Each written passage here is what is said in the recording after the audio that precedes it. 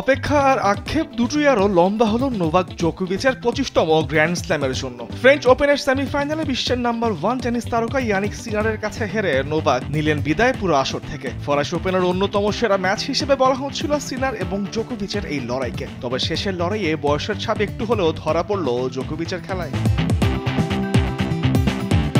প্রথম সেটে সিনার জোকোভিচের serve break করে এগিয়ে যান। দ্বিতীয় সেটে জোকোভিচ কিছুটা ভালো খেলেও তা ধরে রাখতে পারেননি। সিনার সুযোগ পেয়ে সেটটি করে নেন নিজের।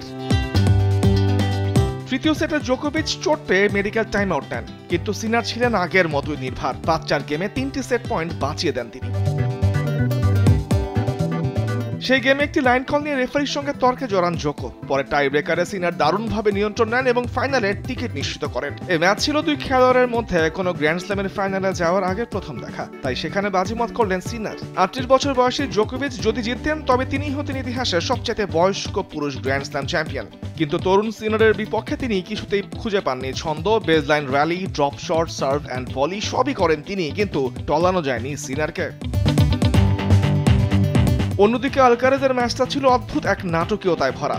শুরুতে মুসাত্তি দুর্দান্ত খেলেন, প্রথম সেটেই জিতে নেন তিনি। তবে এরপরে হঠাৎই পাল্টে যায় দৃশ্যপট। আলকারেজ নিজের গেমে ফিরে আসেন, দ্বিতীয় সেট হয় টাইব্রেকারে জিতে নেন তিনি। এরপর মুসাত্তি বা পায়ের চোট পেয়ে ফিজিওর কাছে যান দুবার, কিন্তু চোটের কারণে আর চলতে পারেননি। শেষ পর্যন্ত নেট পেরিয়ে আলকারেজের সঙ্গে হাত মিলিয়ে ছেড়ে দেন ম্যাচ।